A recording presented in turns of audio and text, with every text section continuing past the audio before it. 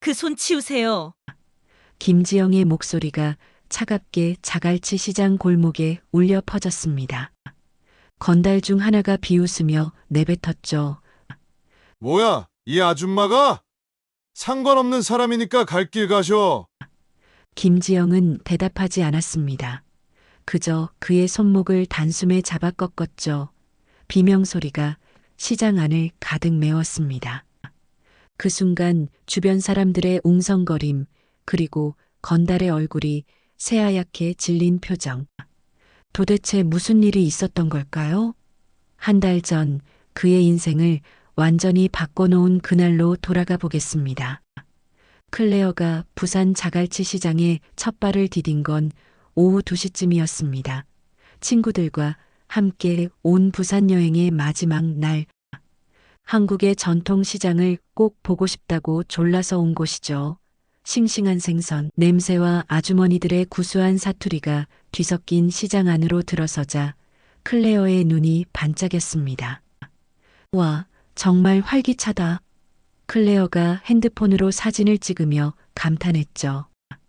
금발 머리에 파란 눈을 한 외국인이 나타나자 상인들도 신기한 듯 바라봤습니다.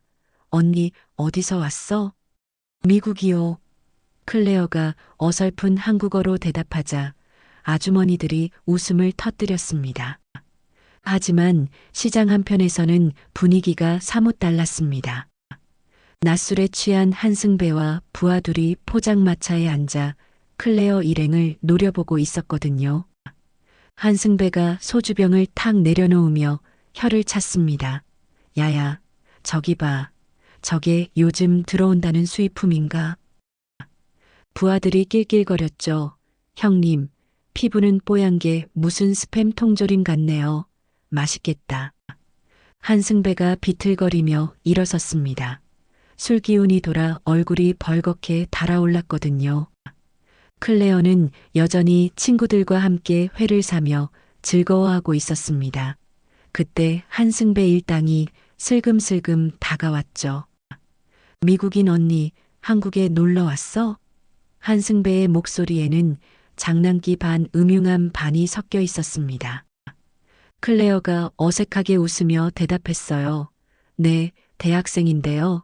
그러자 한승배가 더 가까이 다가서며 비웃었습니다. 공부하러 왔어? 한국어 가르쳐 줄까? 몸으로 말이야. 순간 클레어의 얼굴이 굳었습니다. 친구들도 뭔가 이상하다는 걸 눈치챘죠.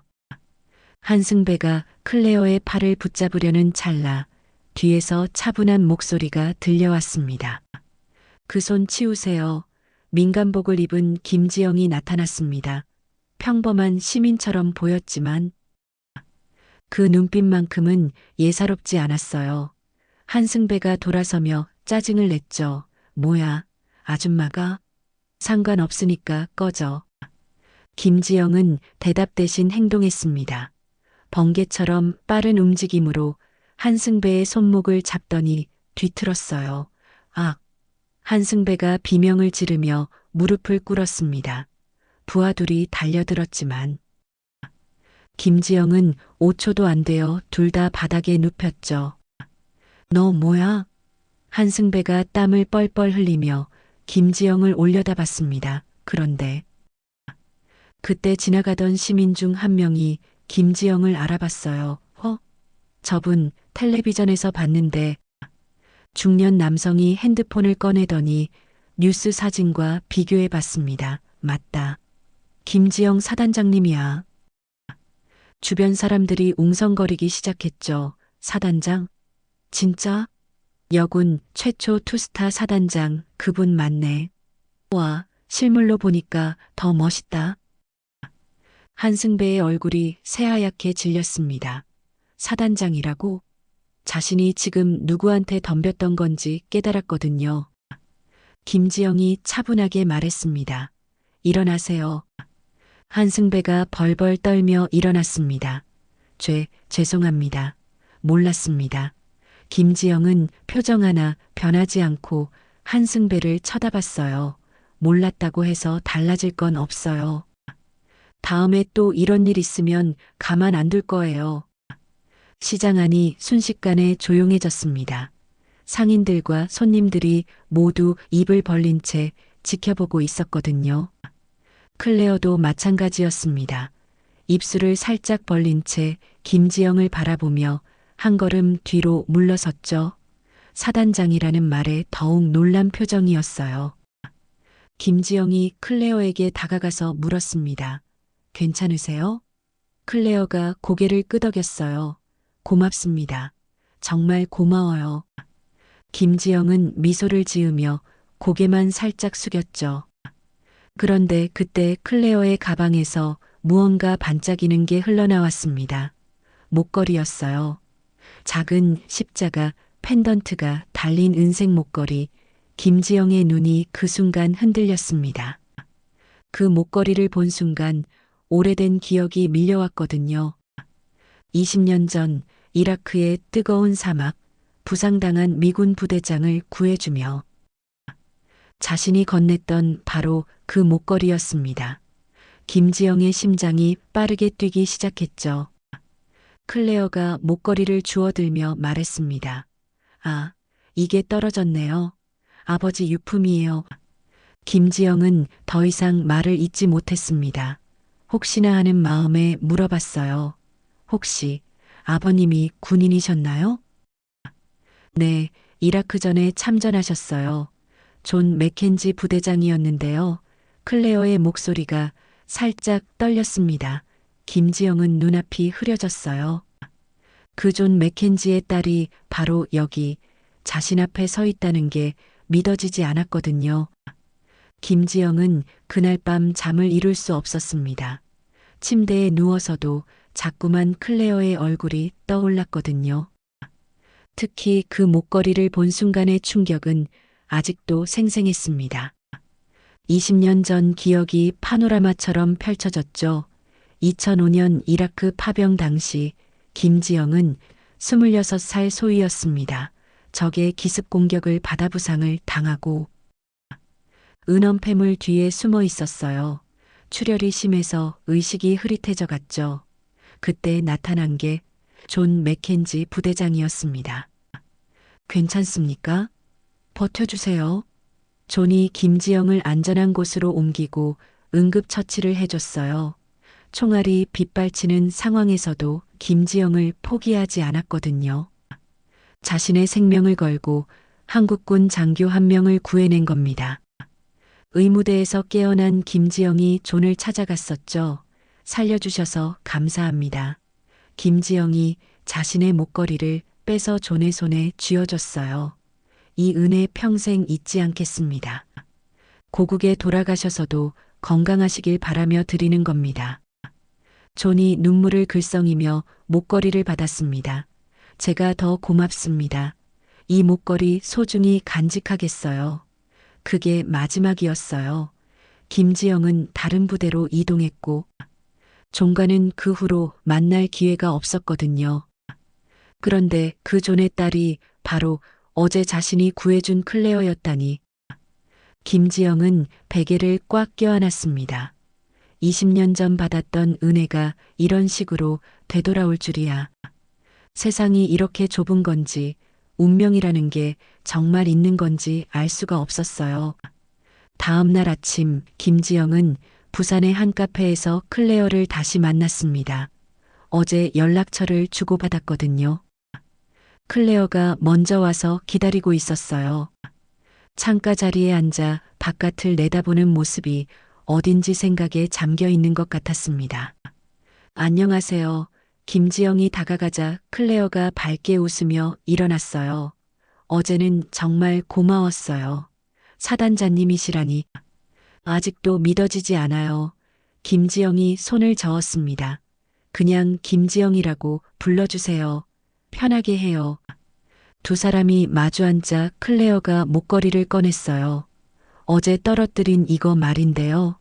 혹시 보신 적 있으신가요? 김지영의 가슴이 두근거렸습니다. 어디서 구하신 건가요? 아버지가 이라크에서 돌아오실 때 가져오신 거예요. 어떤 한국군 장교분이 감사의 의미로 주셨다고 하시더라고요. 클레어가 계속 말했어요. 아버지가 그분 덕분에 살아났다고 하셨거든요. 평생 잊을 수 없는 은인이라고. 그래서 이 목걸이를 정말 소중히 여기셨어요. 클레어의 눈이 촉촉해졌습니다. 김지영은 가슴이 뭉클했어요. 존이 그 목걸이를 그렇게 소중히 여겼다니.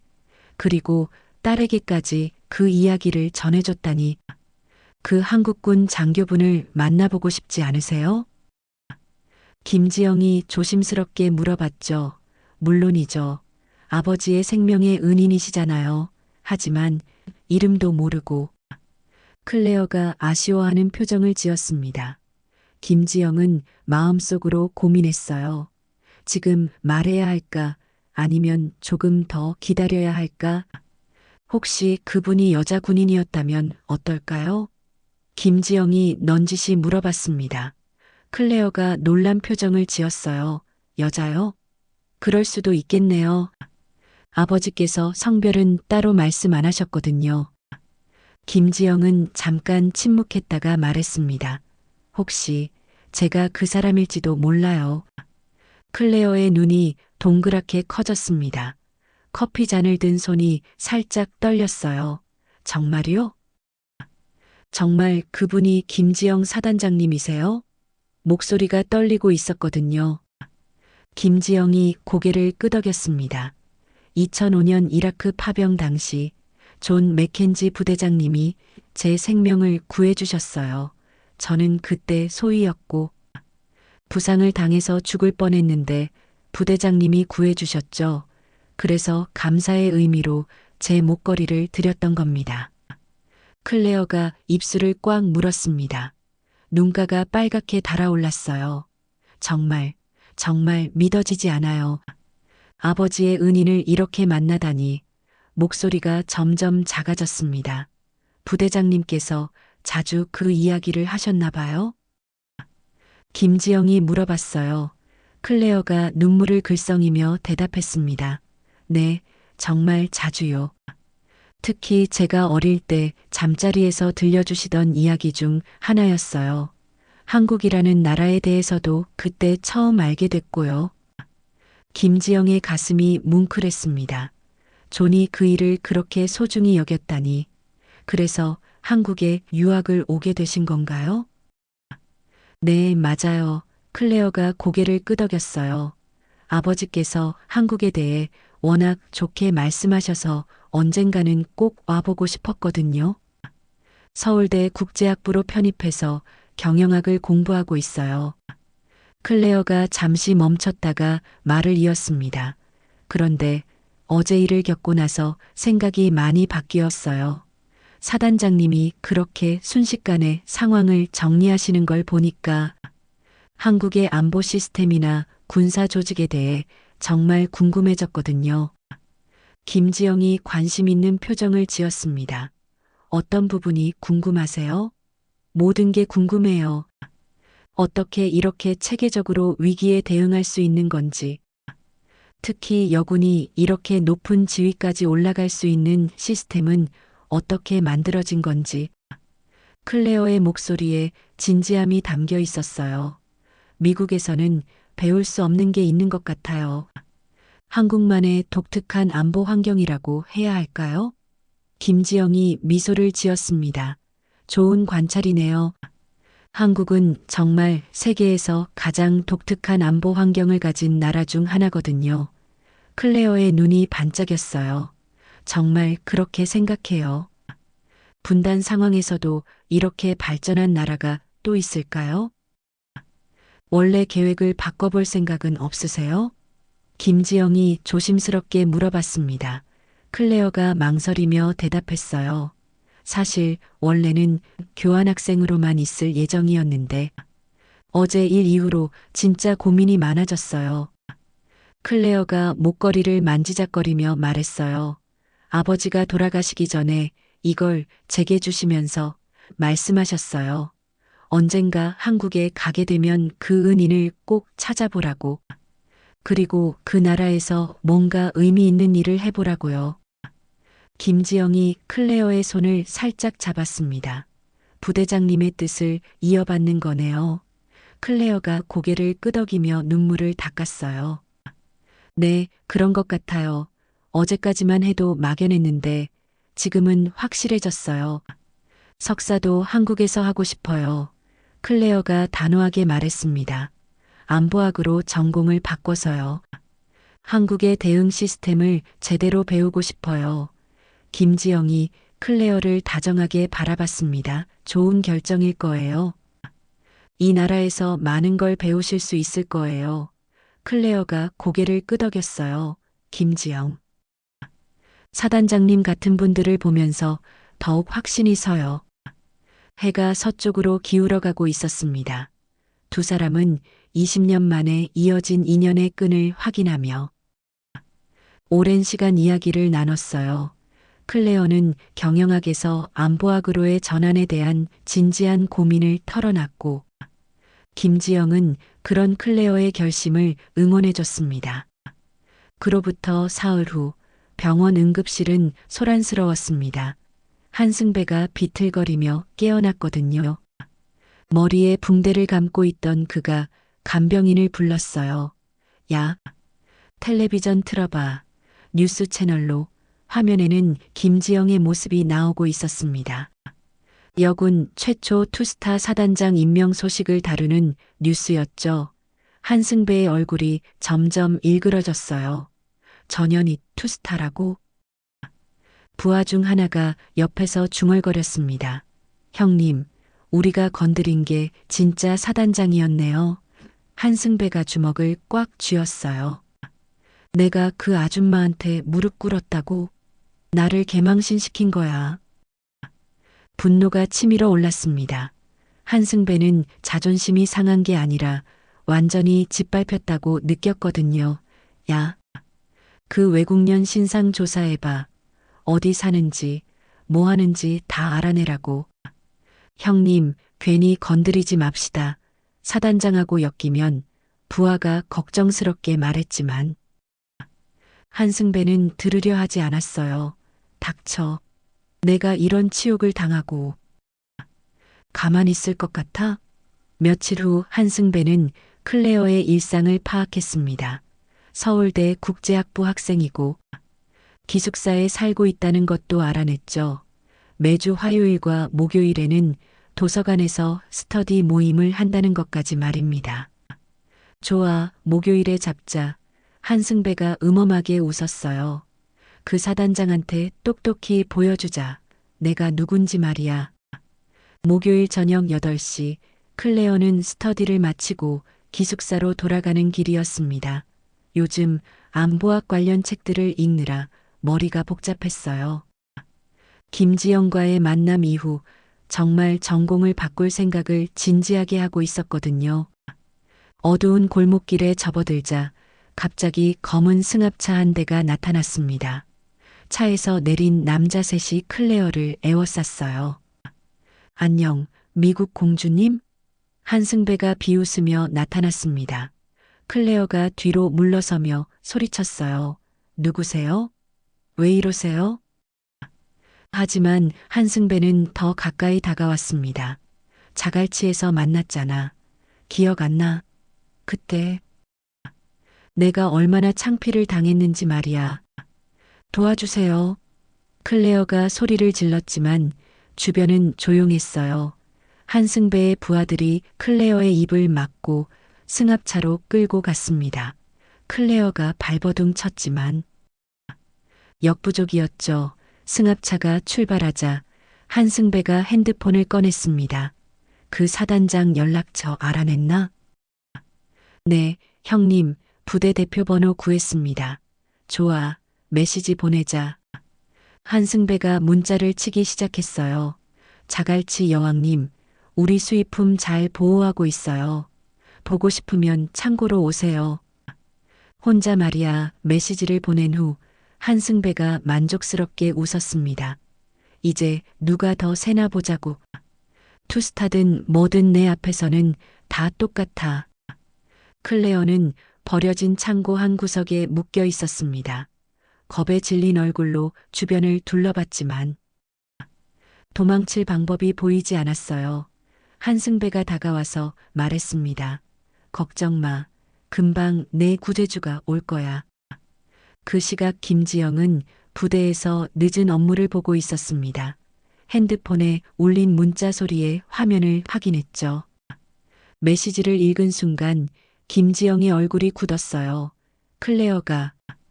김지영이 즉시 전화를 걸었지만 클레어는 받지 않았습니다.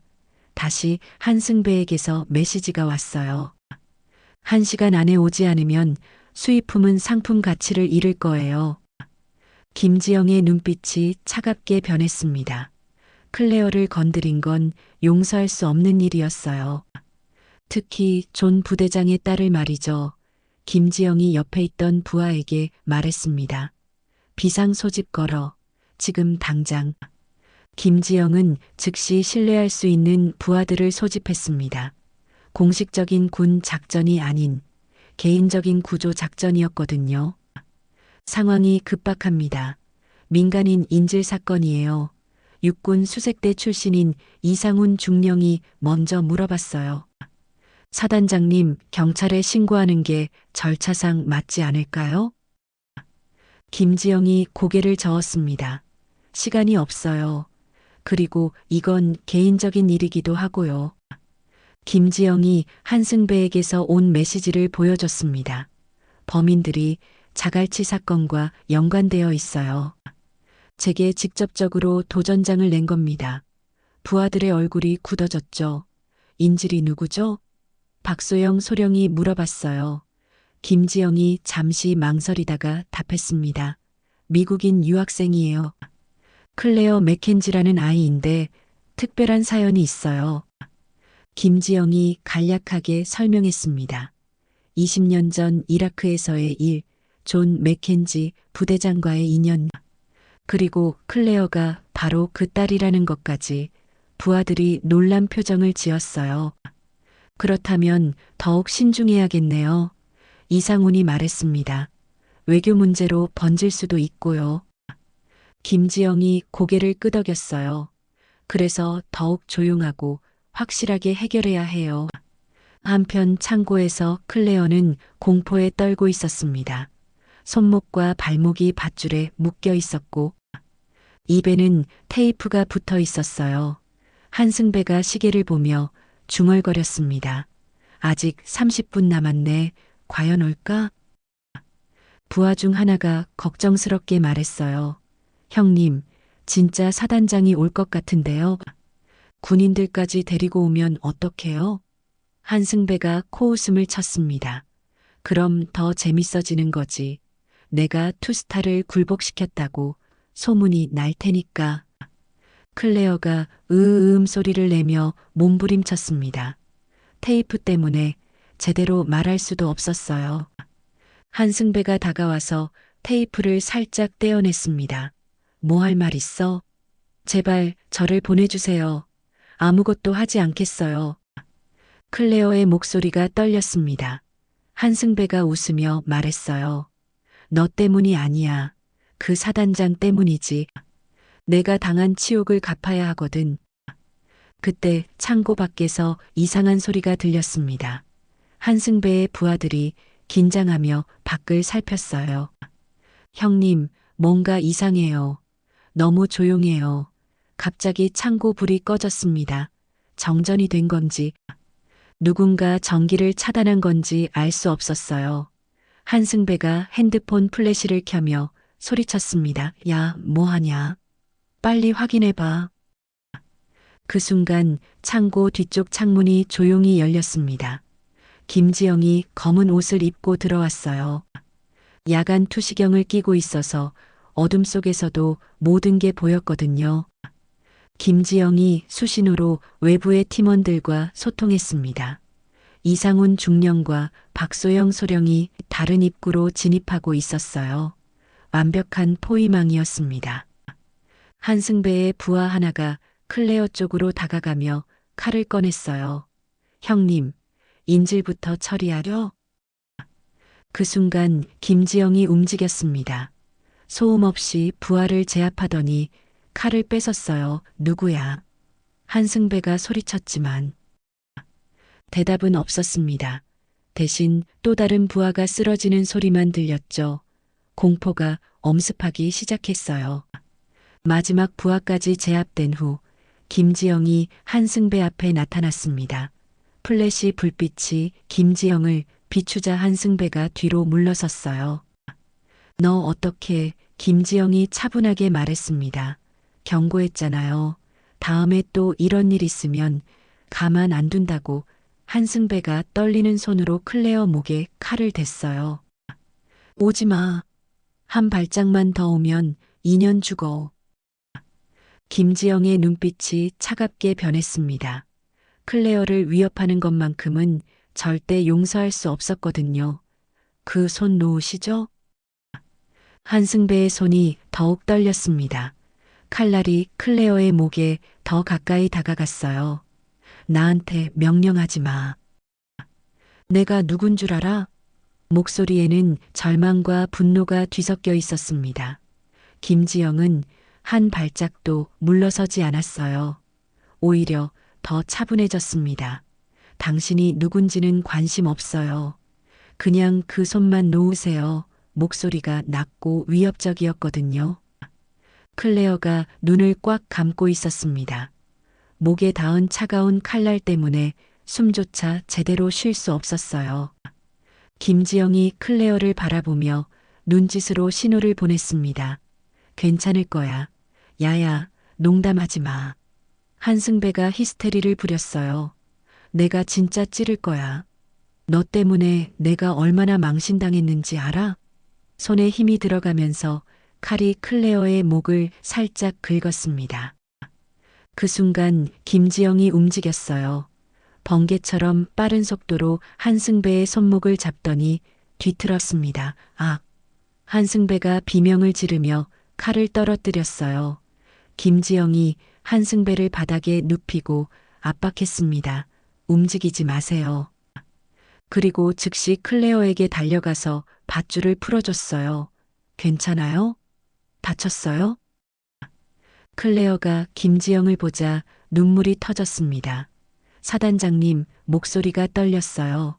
김지영이 클레어를 일으켜 세우며 안아줬습니다. 이제 안전해요. 걱정 없어요. 바로 그때 이상훈 중령과 박소영 소령이 들어왔어요. 사단장님, 상황 정리됐습니다. 한승배의 부하들은 모두 제압된 상태였거든요. 김지영이 고개를 끄덕였습니다. 경찰에 신고하세요. 한승배가 바닥에서 중얼거렸어요. 이게 말이 돼? 투스타가 직접 나서다니. 김지영이 한승배를 내려다보며 말했습니다. 다음엔 없을 거예요. 확실히 해두세요. 클레어는 아직도 충격에서 벗어나지 못했어요. 김지영의 품에서 떨고 있었거든요. 정말 무서웠어요. 죽는 줄 알았어요. 김지영이 클레어의 등을 토닥여줬습니다. 이제 끝났어요. 다시는 이런 일 없을 거예요. 어떻게 찾아오신 거예요? 클레어가 궁금해했어요. 김지영이 미소를 지었습니다. 비밀 수색 작전이죠. 이런 게 제 전문이에요. 클레어가 감동한 표정을 지었어요. 경찰이 도착해서 한승배 일당을 연행해 갔습니다. 김지영의 팀원들도 조용히 철수했어요. 공식적으로는 경찰이 해결한 사건으로 기록될 예정이었거든요. 김지영이 클레어를 병원으로 데려갔습니다. 다행히 큰 부상은 없었어요. 목에 작은 상처만 있을 뿐이었거든요. 의사가 간단한 치료를 해주고 나서 말했습니다. 하루 이틀 안정을 취하시면 될 것 같아요. 병원 복도에서 클레어가 김지영에게 말했어요. 정말 고맙습니다. 사단장님이 아니었다면 김지영이 손을 저었습니다. 당연한 일 했을 뿐이에요. 아니에요. 클레어가 고개를 저었어요. 이번에 정말 확실히 깨달았어요. 한국의 안보 시스템이 얼마나 체계적인지, 그리고 사단장님 같은 분들이 얼마나 든든한 존재인지요. 김지영이 클레어를 바라봤습니다. 그래서 정말 안보학으로 전공을 바꿀 생각이세요? 클레어가 단호하게 고개를 끄덕였어요. 네, 확실해졌어요. 이 나라에서 배우고 싶은 게 정말 많아요. 좋은 결정이에요. 김지영이 격려해줬습니다. 한국의 안보는 세계에서 가장 복잡하고 역동적이거든요. 많은 걸 배우실 수 있을 거예요. 클레어가 목걸이를 만지작거리며 말했어요. 아버지가 살아계셨다면 정말 기뻐하셨을 거예요. 자신의 은인 덕분에 딸이 새로운 꿈을 찾게 됐다고요. 김지영의 눈이 촉촉해졌습니다. 존 부대장의 딸이 이렇게 성장한 모습을 보니 감회가 새로웠어요. 20년 전의 인연이 이런 식으로 이어질 줄이야. 운명이라는 게 정말 신기한 것 같았습니다. 밤이 깊어가고 있었지만 두 사람은 여전히 많은 이야기를 나누고 있었어요. 과거와 현재, 그리고 미래에 대한 이야기들이 끊이지 않았거든요.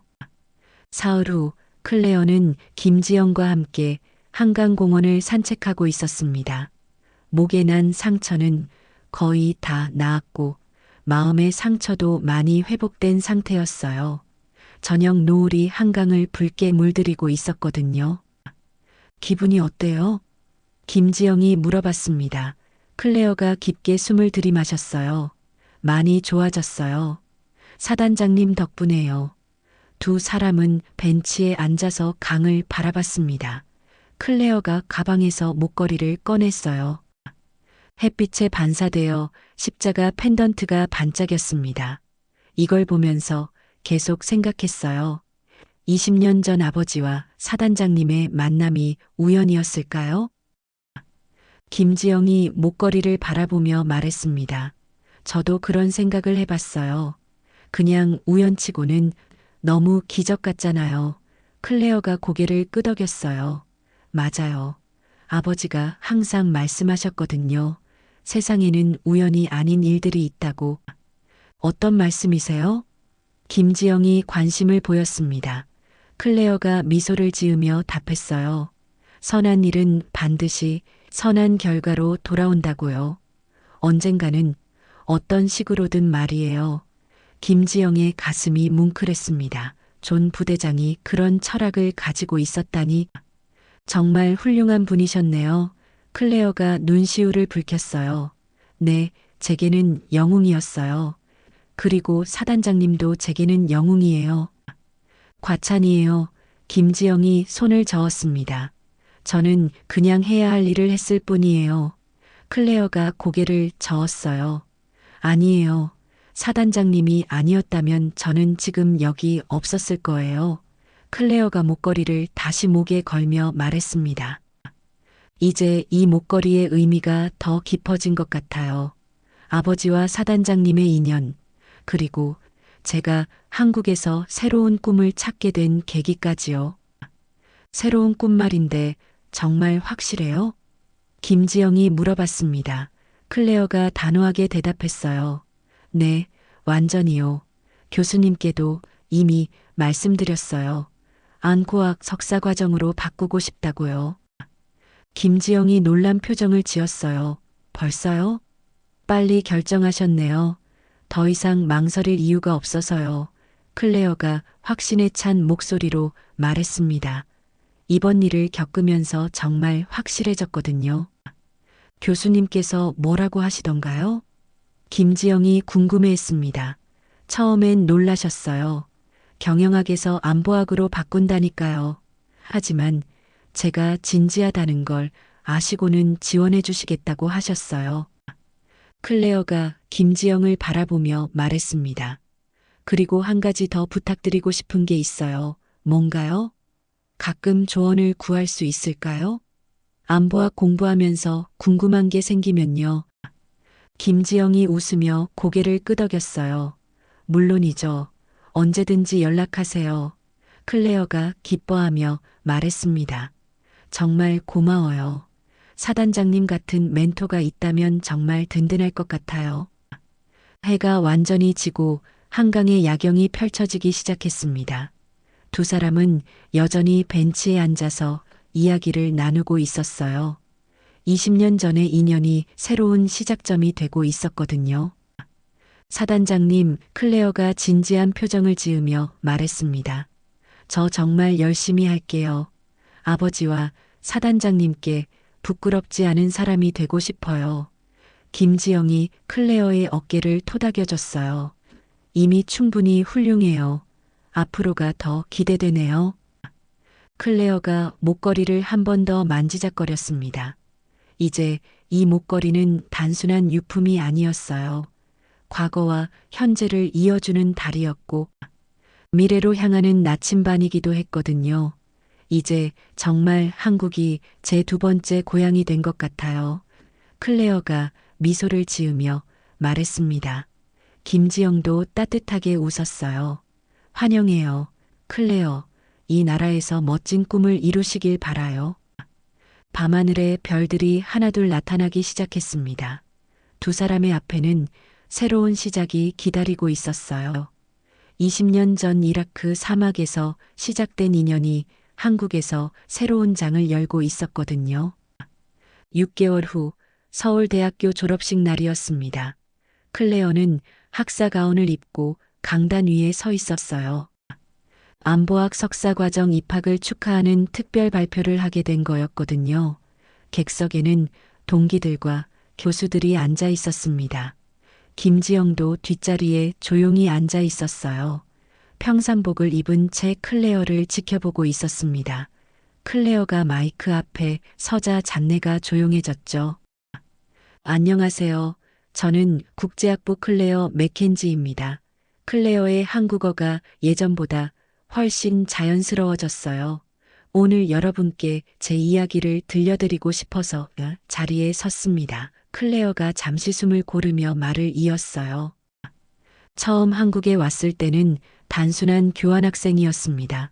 경영학을 공부하러 온 거였죠. 하지만 지금 저는 안보학 석사과정에 진학하게 됐어요. 객석에서 박수가 터져 나왔습니다. 클레어가 미소를 지으며 계속했어요.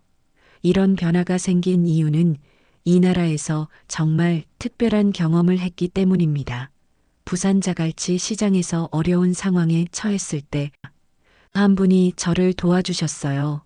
그분은 여군 최초 투스타 사단장이신 김지영 장군이셨습니다. 클레어가 뒤를 돌아보며 김지영에게 고개를 숙였어요. 김지영은 당황스러워하며 손을 저었지만 클레어는 계속 말했습니다. 그런데 더 놀라운 건 그분이 20년 전 이라크에서 제 아버지의 생명을 구해주신 은인이라는 사실이었어요. 객석이 웅성거렸습니다. 모두들 놀란 표정을 지었어요. 존 맥켄지 부대장이었던 제 아버지는 김지영 장군께 생명을 빚었습니다. 그리고 지금 저도 그분께 생명을 빚었죠. 클레어가 목걸이를 꺼내 보였습니다. 이 목걸이는 20년 전 아버지가 받아온 거예요. 김지영 장군께서 감사의 의미로 건네주신 것이죠. 그런데 우어 목걸이가 저와 그분을 다시 이어줬어요. 이 모든 경험을 통해 깨달은 게 있습니다. 클레어의 목소리에 감정이 실렸어요. 저는 이 나라에 생명을 빚었어요. 아버지도 저도 말이죠. 그래서 결심했습니다. 클레어가 단호하게 말했습니다. 공부로라도 이 빚을 갚고 싶어요. 한국의 안보학을 깊이 연구해서 이 나라에 도움이 되고 싶어요. 그게 제가 할 수 있는 최선의 보답이라고 생각합니다. 객석에서 큰 박수가 터져 나왔어요. 감동받은 사람들이 많았거든요. 김지영도 눈시울을 붉히며 박수를 쳤습니다. 한국에 와서 정말 많은 걸 배웠어요. 클레어가 마무리했습니다. 이 나라의 안보 시스템, 위기 대응 능력, 그리고 무엇보다 사람들의 따뜻함을요. 앞으로 석사 과정에서 더 열심히 공부해서 한국과 미국을 잇는 다리 역할을 하고 싶어요. 클레어가 마지막으로 말했어요. 선의는 반드시 선의로 돌아온다고 아버지가 말씀하셨어요.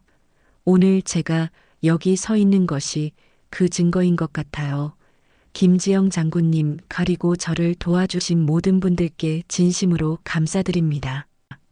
졸업식이 끝난 후 클레어는 김지영을 찾아갔어요. 사단장님, 와주셔서 정말 고마워요. 김지영이 클레어를 안아주며 말했습니다. 정말 훌륭한 발표였어요.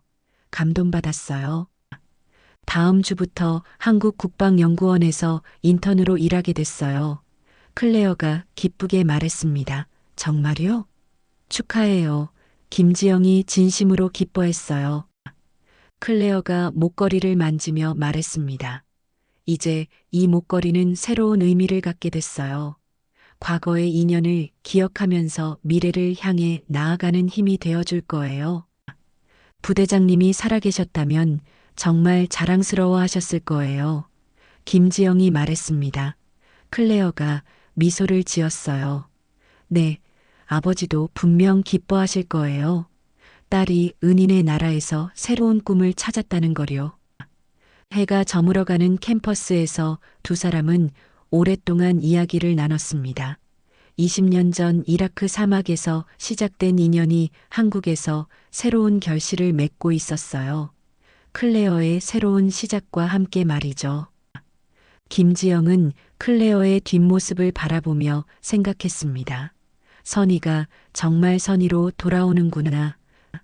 존 부대장의 딸이 이렇게 훌륭하게 성장해서 한국을 위해 일하게 되다니 세상에는 정말 기적 같은 일들이 일어나는 것 같았어요.